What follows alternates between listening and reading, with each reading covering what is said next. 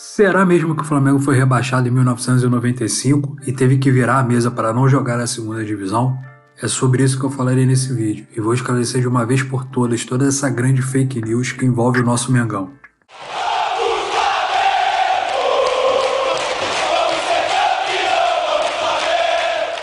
É só começar uma resenha com aquele seu amigo anti-flamenguista e começar a falar sobre rebaixamento, que logo ele vem com aquela história de mas o Flamengo também já foi rebaixado, só que virou a mesa para não jogar a segunda divisão.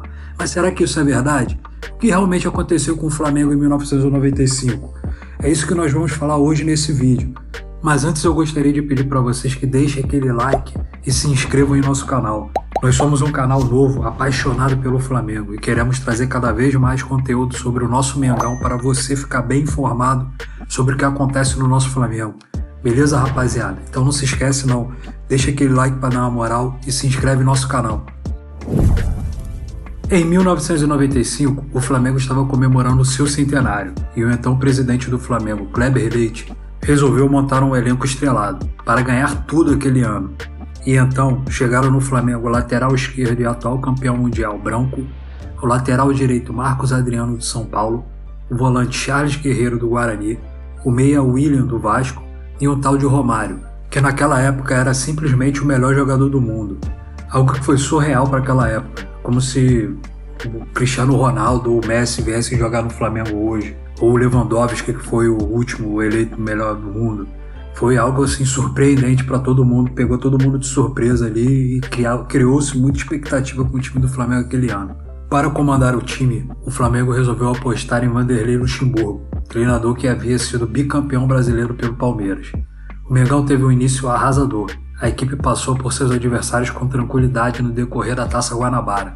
Foram 10 vitórias, 4 empates e uma derrota sofrida para o Fluminense. Para a decisão da Taça Guanabara, Romário mostrou o motivo de ser considerado o melhor jogador do mundo e anotou 3 gols pelo Flamengo, em vitória de 3-2 diante do Botafogo. Mas os títulos pararam por aí. Em 1995, a fase final do Campeonato Carioca era disputada por 8 times, em uma disputa de pontos corridos. O último jogo do Flamengo, que até então liderava a competição, seria contra o Fluminense, equipe que estava a apenas 2 pontos da liderança.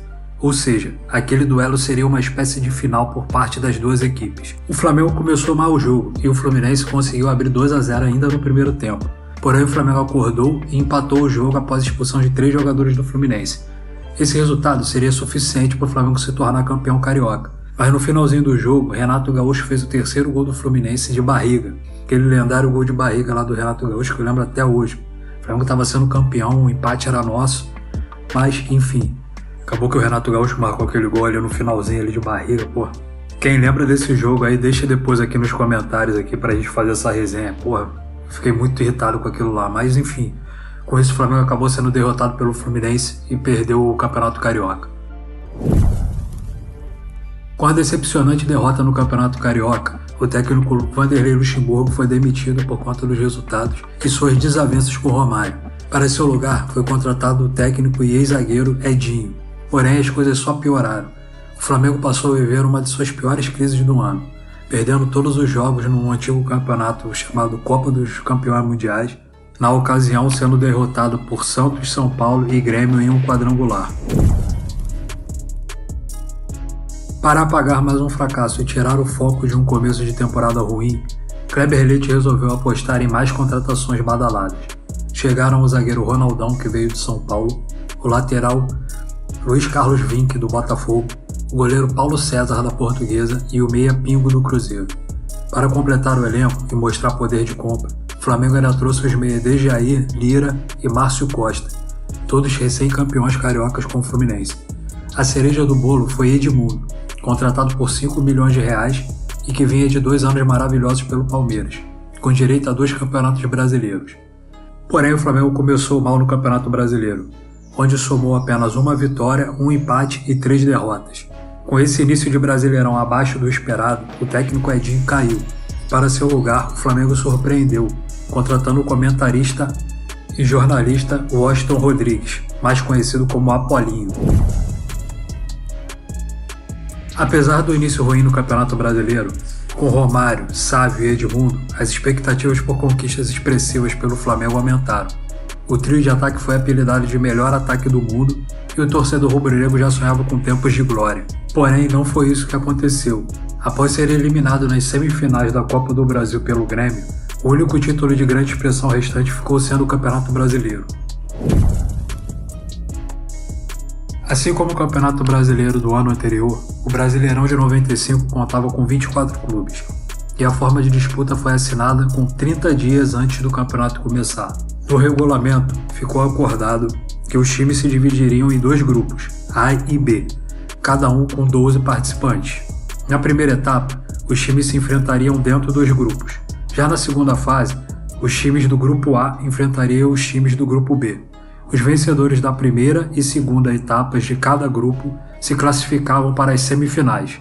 Os classificados foram Cruzeiro e Fluminense, vencedores da primeira etapa, e Botafogo e Santos, vencedores da segunda. Nas semifinais, o Botafogo eliminou o Cruzeiro e o Santos, em uma virada histórica, eliminou o Fluminense, depois de perder o primeiro jogo por 4-1. Após 2 jogos repletos de erros de arbitragem, o Botafogo acabou se consagrando o campeão brasileiro daquele ano. E como foi a participação do Flamengo naquele ano? Na primeira etapa do campeonato, o Flamengo foi muito mal, terminando em último lugar em seu grupo. Já na segunda etapa, foi um pouco melhor e acabou terminando na 7ª colocação dentro de seu grupo. Como já foi dito aqui no começo do vídeo, o regulamento do Campeonato Brasileiro de 1995 foi estabelecido com 30 dias de antecedência, e nele estava expresso que os 2 últimos colocados na classificação geral cairiam para a segunda divisão. O Flamengo terminou a competição em 21º, 2 posições acima da zona de rebaixamento. Os rebaixados daquele ano foram Paysandu e União São João de Araras. Apesar da participação ridícula e decepcionante pelo time que montou, o Flamengo não foi rebaixado no Brasileiro de 95. Vou repetir, o Flamengo não foi rebaixado no Brasileiro de 95. Aliás, esse regulamento, que somente 2 times caíam para a segunda divisão, já vinha desde 1990 e durou até 1996. Somente a partir de 1997 passaram a cair 4 times no Brasileirão. Ou seja, segundo o próprio regulamento da CBF, assinado por todos os times participantes do Campeonato Brasileiro de 95, somente 2 times cairiam para a segunda divisão. Não existindo essa história de virada de mesa ou qualquer coisa do tipo, o Flamengo não foi rebaixado em 95 e até hoje nunca caiu para a segunda divisão. Apenas 3 times considerados grandes no Brasil nunca jogaram a segunda divisão: Flamengo, Santos e São Paulo, e essa que é a grande realidade.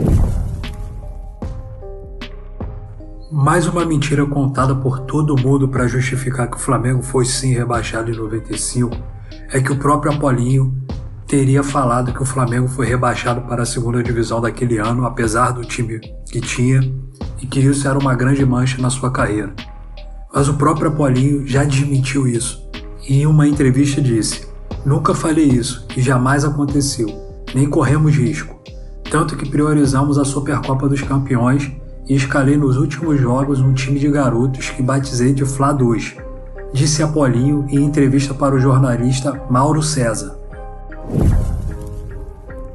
Como o próprio Apolinho falou, com algumas rodadas de antecedência, o Flamengo já havia garantido a permanência na primeira divisão.